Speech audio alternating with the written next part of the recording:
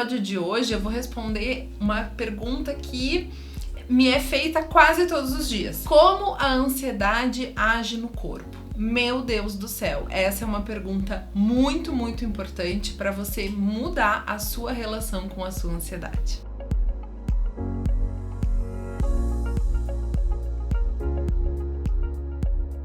Olá, seja bem-vindo ao Tratando Sua Ansiedade. Eu me chamo Laura Potrick, eu sou psicóloga, sou especialista no tratamento da ansiedade e ajudo você a dominar a sua ansiedade, entendendo melhor como ela funciona e conhecendo ferramentas que te ajudam a levar uma vida que vale a pena ser vivida. No episódio de hoje eu vou responder uma pergunta que me é feita quase todos os dias. Como a ansiedade age no corpo? Meu Deus do céu, essa é uma pergunta muito importante para você mudar a sua relação com a sua ansiedade. Mas atenção! Atenção para tudo! Antes de seguir esse vídeo, nós precisamos falar de uma coisa que é fundamental. A ansiedade não é perigosa. Pois é, pode parecer, né? Afinal de contas, ela nos deixa em situações muito desagradáveis, mas todos os sintomas estão relacionados a mecanismos desenvolvidos ao longo de milhares e milhares de anos da nossa evolução como espécie.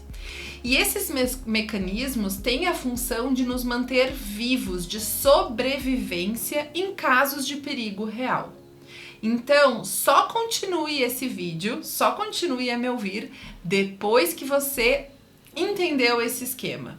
Afinal de contas, a gente vai falar aqui de coisas que são bem desagradáveis ao nosso corpo. Então, olha só. A atividade no sistema nervoso simpático produz uma aceleração no nosso batimento cardíaco, como também um aumento na sua força. E aqui um parênteses, se você não sabe o que eu estou falando, sugiro que você assista o vídeo chamado Como a Ansiedade Começa, que está aqui no canal. Isso é vital para a preparação de luta ou fuga, já que ajuda a gente a tornar mais veloz o fluxo de sangue e assim melhora a distribuição de oxigênio nos nossos tecidos e a remoção de produtos inúteis nesses tecidos. É devido a isso que experimentamos um batimento cardíaco acelerado ou muito forte, típico de período de alta ansiedade ou pânico. Além da aceleração dos batimentos cardíacos, há também uma mudança no nosso fluxo do sangue. Basicamente, o sangue redirigido sendo reduzido em algumas partes do corpo, onde ele não é tão essencial naquele momento.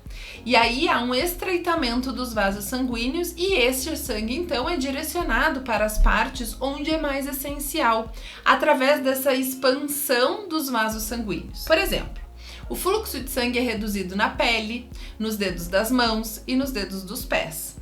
Afinal de contas, esse mecanismo é útil para que, se a pessoa for atacada ou ferida de alguma forma, esse mesmo mecanismo vai impedir que a pessoa morra por hemorragia. Por isso, durante a ansiedade, a pele fica pálida, a gente sente frio nas mãos e nos pés, algumas vezes a gente pode sentir dormência e até formigamento. Por outro lado, o sangue é direcionado aos músculos grandes, como das coxas, dos bíceps, e que é o que vai ajudar na nossa preparação para a ação, que é a ação de lutar ou fugir na situação de perigo. Aqui eu quero só fazer uma pausa e te convidar para se inscrever aqui no canal, afinal de contas, esse é um conteúdo que muda a nossa vida. O momento em que você entende quais são as ações da ansiedade no nosso corpo e por que ela não é perigosa, isso passa a ser muito diferente quando você se sentir mais ansioso. Você pode dizer para você mesmo: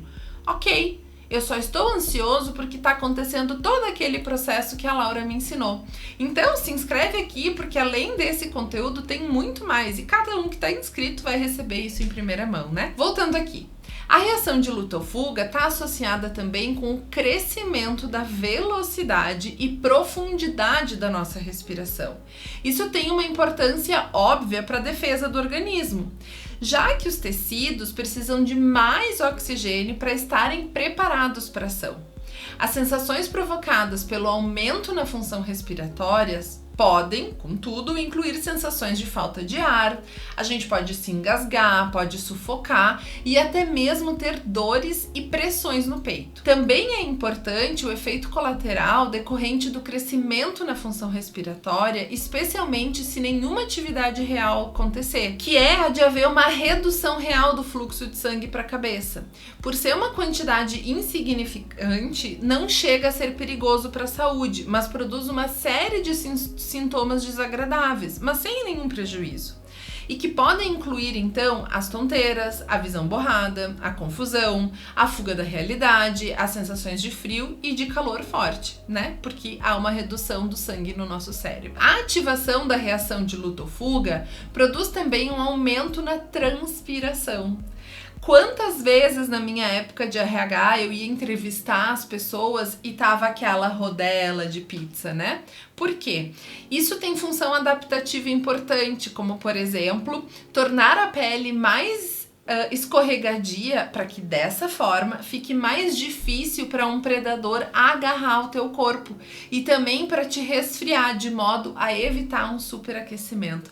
Olha que interessante, né? Uma transpiração que, como eu falei numa entrevista de emprego, pode pegar mal, né? A gente chegar para o entrevistador com aquela camisa transpirada. Tem a ver lá nas antigamente, né? Quando nós éramos coletores e caçadores, com dificultar que a presa nos agarrasse. A ativação do sistema nervoso simpático produz uma série de outros efeitos, nenhum dos quais de modo que prejudique o nosso corpo. Por exemplo, as pupilas se dilatam para permitir a entrada de mais luminosidade, o que pode resultar numa visão borrada, manchas na frente dos olhos e assim por diante. Ocorre também uma redução na produção de saliva e isso resulta a boca seca. Há uma redução nas atividades do sistema digestivo, o que geralmente produz náusea, sensação de peso no estômago, constipação e diarreia. Por fim, há diversos grupos de músculos que tensionam, se preparando para a reação de luta ou fuga. Isso resulta em sintomas de tensão, muitas vezes tendendo-se a dores reais, como também os tremores. E, acima de tudo, na reação de luta ou fuga, há uma ativação geral do nosso metabolismo. Por isso, uma pessoa pode sentir uma sensação de calor e frio, e porque esse processo utiliza de muita energia. Depois a pessoa então se sente normalmente cansada e esgotada, que é aquela ressaca que muitas vezes vocês me relatam. Inclusive, se você também sente essa ressaca, comenta aqui no vídeo, nos conta como é que é viver isso, tire suas dúvidas, eu vou adorar te responder e bater um papo com você. Então, como eu já mencionei anteriormente, a reação de luta ou fuga prepara o corpo para ação, seja para atacar ou seja para fugir.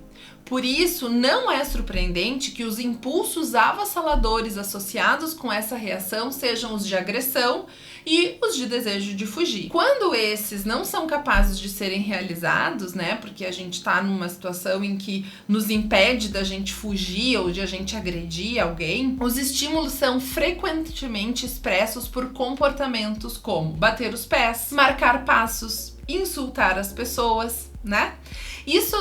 Isso é porque os sentimentos produzidos são como os que de quem tá preso, né? E tá precisando fugir. Então fica aquela agitação psicomotora no lugar, né? Parado, porque a gente não pode fugir naquele momento. O efeito número 1 de uma reação luta e fuga é alertar o organismo para a possível existência do perigo. Portanto, há uma mudança automática e imediata na atenção, para que a gente consiga pesquisar o ambiente em busca dessa ameaça em potencial. Por isso, passa a ser muito difícil se concentrar em tarefas diárias quando alguém está ansioso.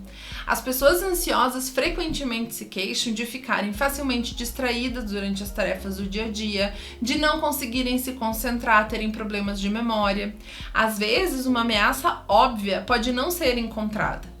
Infelizmente, a maioria das pessoas não aceita o fato de não encontrar uma explicação para algumas coisas. Portanto, em muitos casos, quando as pessoas não conseguem explicar os seus sentimentos, elas tentam procurar em si próprias. Em outras palavras, se nada fora tá me acontecendo, tá me deixando ansioso, então deve haver algo de errado comigo mesmo. Nesse caso, o cérebro inventa uma explicação mais ou menos assim: eu devo estar morrendo. Eu devo estar perdendo o controle ou ficando doido. Como a gente já viu, nada pode ser menos verdadeiro, já que a função primordial da reação luta e fuga é de proteger o organismo e não de prejudicar. Por isso mesmo que os pensamentos são compreensíveis. Então, considerando as nossas discussões e podemos observar até agora, né, que esses sentimentos surgem de vários lugares. Durante uma crise de ansiedade, então, de uma crise de pânico, o corpo está preparado para ação. E nesse momento há um enorme desejo de fuga. Então, a reação de luto-fuga não preparada e treinada prejudica terceiros, né? Que não tá acontecendo aquela ameaça de verdade, né? E não vai produzir a paralisia que a gente tem medo. Ao invés disso, toda essa reação é direcionada a afastar o organismo. Nunca houve um caso de registro de alguém que tenha se descontrolado a tal ponto de morrer, de fato perder o controle.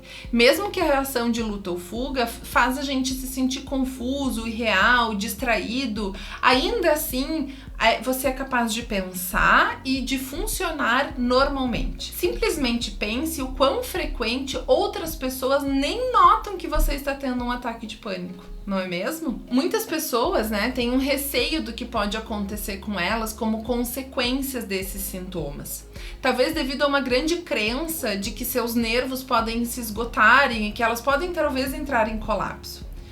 A reação de luta ou fuga, ela é produzida dominantemente por atividade do sistema nervoso simpático, que é combatida pelo sistema nervoso parasimpático. O sistema nervoso parasimpático é, de certa forma, um salvaguarda, é um salva-vidas contra a possibilidade de o sistema nervoso simpático danificar. Os nossos nervos são como fios elétricos e a ansiedade não é capaz de danificar esses fios elétricos, nem de prejudicar, nem de desgastar. E a pior coisa que pode acontecer durante um ataque de pânico é que a pessoa pode desmaiar, sendo que isso, se acontecer, o sistema nervoso simpático vai interromper na hora suas atividades e a pessoa vai se recuperar.